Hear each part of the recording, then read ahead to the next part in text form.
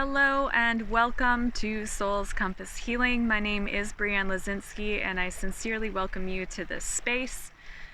My hope is that you like, subscribe, share this video with those who might find it supportive. My intention is to speak with you about the new moon in Virgo happening on August 22nd, 23rd through the lens of Jeffrey Wolf Green, Evolutionary Astrology. And so I'm going to start this video by talking about the fact that we are heading into eclipse season. This new moon is at 0 degrees Virgo. Next month we will have a new moon solar eclipse at 29 degrees Virgo, the last degree of Virgo. And so if you've been following along, we know that we have had a lunar south node in Virgo this entire year. So obviously it's important to talk about what the Virgo archetype represents, generally speaking. So Virgo comes after Leo in the zodiac naturally. Leo is the spontaneous expression where we simply are radiating outwards who we are to the world, much like the sun radiates outward its heat and solar flares into the solar system. And the 0 degree point of Virgo is the deflation point. It's the turning inward, the yin point after all of that yang outward energy. Turning inward for what? Why? Why stop all the fun? Well, for improvement, refinement, self-reflection, attention to process. And interestingly, there is a fated aspect that is in this new moon. The new moon is the apex point of it. So there's a yod between this new moon, making an in conjunction with Pluto and in conjunction with Saturn, Neptune, as Saturn, Neptune, and Pluto sextile each other. So there is this fatedness that we have come to, and I'm speaking collectively to the human species right now. If you want a personal reading, you can visit my website, souliscompasshealing.com. It might be very, very wise to find out where 0 degrees Virgo is in your chart for this next month ahead, just to get a sneak peek of what you're in for. But anyways, I digress. We are at the point of realizing that the human species is beyond any one of our control, right? And we are all having this human condition, which none of us are immune to, which is called imperfection. And my understanding of how things are so far is that there is free will.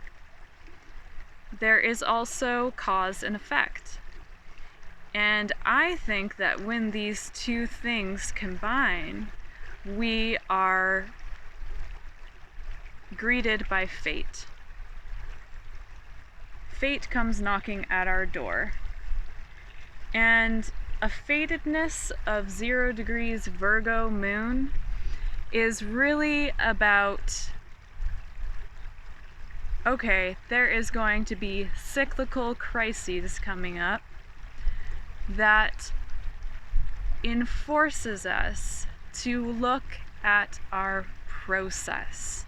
Now I'm going to be using the word process throughout this video because it's actually a very important word that our culture and society tends to really steer away from. We tend to be very focused on achieving goals, productivity, the end result, right?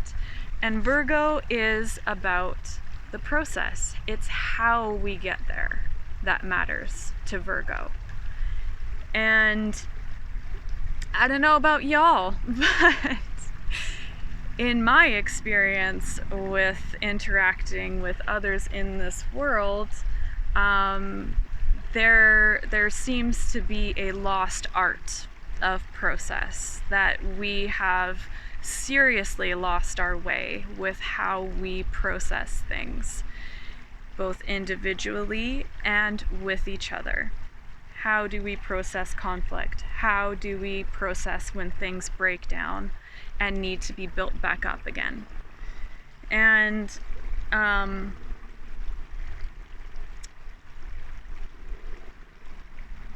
there is an analogy that I want to speak to here, is a metal worker, or like a blacksmith, where the hot coals are used to melt down the metal, right? It's like that metal has to completely melt down before it is then reshaped by the metal worker into being whatever the creator wants it to be, right? And this is a process, and it is probably, from the point of view of the metal, painful, maybe, right? I mean, to be melted down by burning hot coals and totally reshapen by a hammer sounds pretty painful. And so it's no wonder that our culture and society wants to hop, skip, and jump over anything to do with Virgo, right? Because we are pain adverse. We are pain illiterate.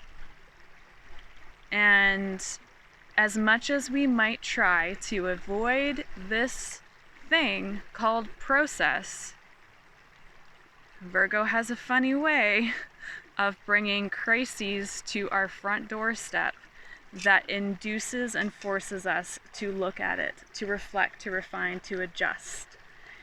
And so I want to also speak to the fact that this moon is ruled by Mercury, who is in the sign of Leo and opposing Pallas Athena, who is retrograde.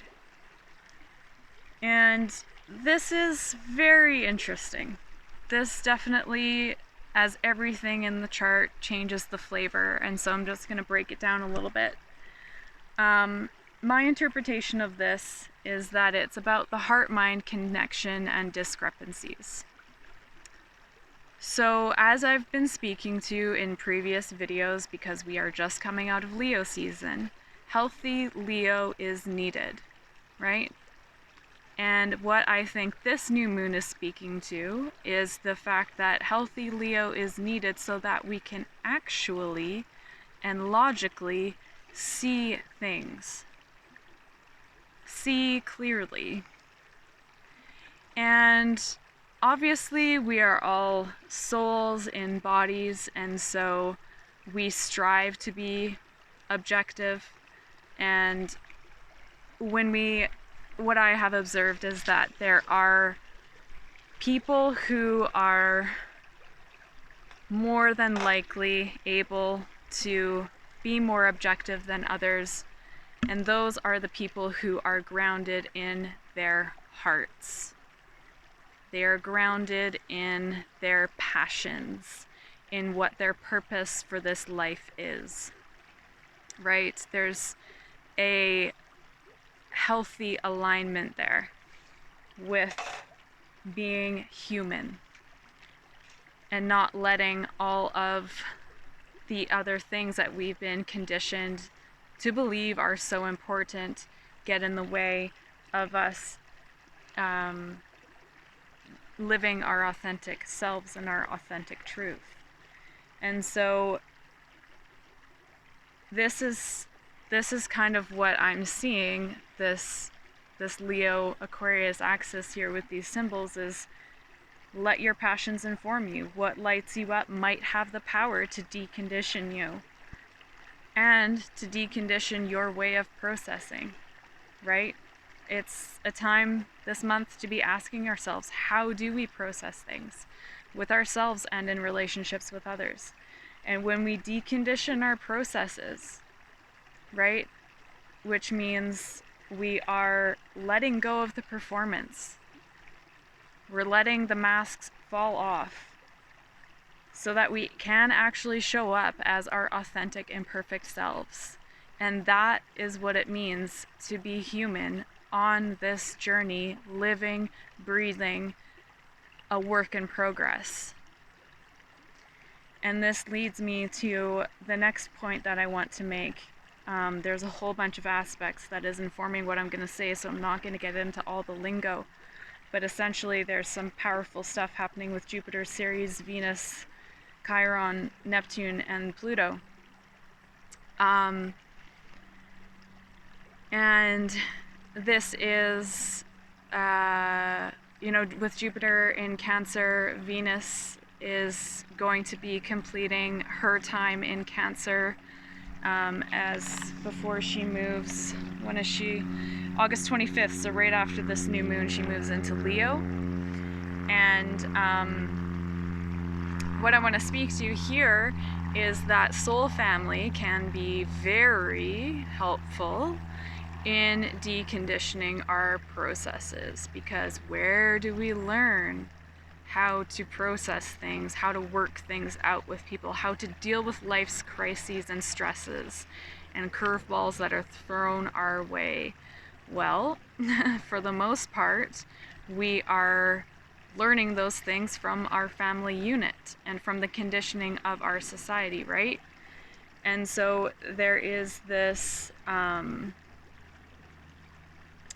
amazing thing that we have the opportunity to choose to bring into our lives if we want, and that is chosen family members. People who really get us and who we are actually welcomed to be our authentic selves around, so that we can try new and different processes.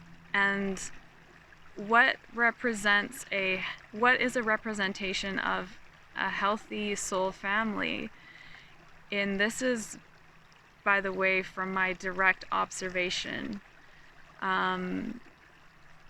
which I am very blessed and grateful to have been a part of, is that in a healthy soul family, there is a recognition that we all have our work-ons. People are gonna fuck up, and that's okay. We all have our traumas, we all have our history, we all have things that get in the way of us reaching our potential, whether it's our individual potential or our group goals of what we are trying to achieve, put out there, create in the world, right? There is a way of being with each other that can be respectful of those facts and still there for each other, upholding one another time and time again to stand back up on our feet and keep trying, because we know that somebody else has our backs. That is such a gift in the world. And so it is my hope that you have even a little tiny bit of that, and it could literally be one other person can just do wonders in that aspect. And maybe it's a handful of people. If it's a whole squad, then by God, you're lucky, you're lucky. So the soul family can help us decondition what self-care actually is, right? Because we've been told self-care is so many things. And what self-care isn't is remaining in relationships that forces us to limit the horizon on who we are. Jupiter is the representation of the horizon line, right? That the more we move, grow, and expand forward, the more we learn about ourselves and life and all of the interconnectivity, the wider and wider and wider that horizon gets. And that's what we want. We don't want to be limited by other people and their ideas of the roles that we should be playing. in their lives, right? And so self-care isn't a fluffy thing, right? These realizations can be quite painful. Disillusionment is not fun because it is accompanied with this, often what happens, a very Virgo phenomenon, is, oh, how could I not see that? Why was I such a fool? I can't believe I fell for that. I can't believe I couldn't see through that bullshit. Things like that. And what I want to speak to is that our culture and society prioritizes, I'm using that word intentionally here, prioritizes victim blaming and shaming as opposed to holding abusers accountable. Okay, so we have to watch out for ourselves not to internalize that BS.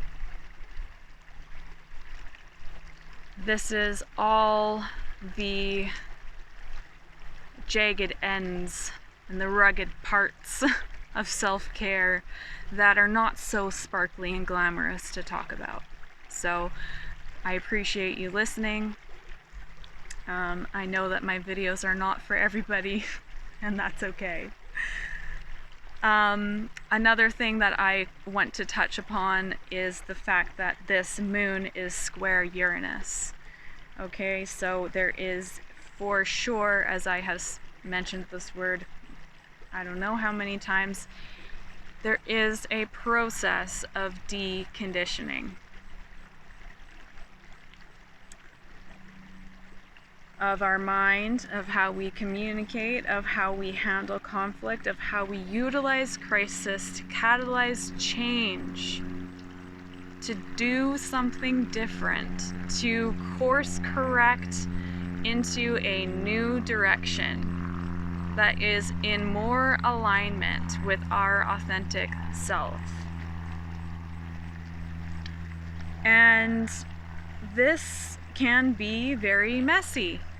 This can be very disruptive. Virgo and the sign of Aquarius, Uranus, they are both disruptor archetypes. And for us who have been conditioned to believe that a life full of comfortable ease and bliss is what we should be attaining towards, this new moon is going to challenge that. This new moon says when stagnancy takes hold, something is going to happen to shake things up. And so it's very important to think about, well, what's more messy?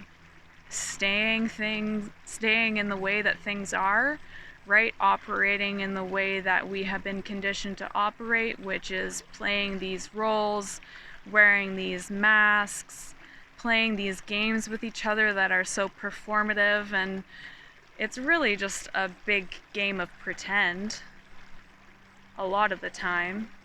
And I mean, I really do wonder sometimes when I sit in a cafe and I'm just observing, people watching, I'm like, I wonder how different our world would be if we didn't have this propensity in our culture and in our society to pretend and perform all the time. I wonder what that might look like if we gave each other this space to be real with one another. And obviously it's not going to happen just like that for everybody, but I do wonder about that. And so what's messier, continuing like that or living authentically, coloring outside of the lines of our conditioning? Because as I said, it is going to be disruptive to do that. It's going to be disruptive to the way that we have done things, those well-worn grooves and neural pathways in our brain, and the nervous system states that we are the most comfortable in. So really, at the end of the day, whether we change or stay stagnant, I think it's equally as messy. Because I think our culture and society denies the messiness and the anguish and the pain that we go through, that we repress and suppress when we operate in a performative, pretend way that is without focusing on process. Process is everything. How we engage with each other, why we engage with each other is everything. And so this is why I'm putting out these videos, is because yes, I'm passionate about working one-on-one with people and using evolutionary astrology as a form of counseling support. However, what is actually going to change our society and our culture is if we slowly, over time, as individuals, each one of us getting braver, breaking out of the mold, to challenge the status quo and showing up in the world differently as our imperfect selves. We're not gonna get it right, and that's okay. That is like by design. It is okay. It is welcome. The most sad thing about Virgo is not stepping out and giving it a shot for fear that it's not going to be perfect, that we're not going to be perfect, that our imperfections, our traumas, our work-ons are going to be exposed for everyone to see. Yeah, they are. And that's why it's so important that we have people around us who can provide feedback in a way that is supportive to our growth. And I'm going to end this video by simply saying that's the paradox of the Virgo-Pisces axis, my friends, is that things have to get messy in order to improve. So thank you so much for listening. I hope that you found this video supportive, and please let me know in the comments what you think, what you're going through as this month rolls out. It'll be very interesting to see what we observe.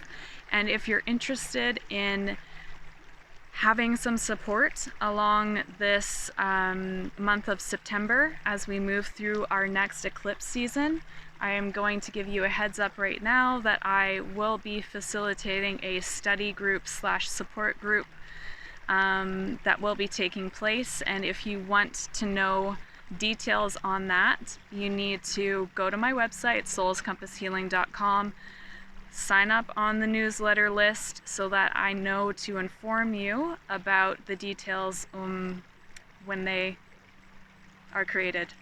Okay, thank you and take care.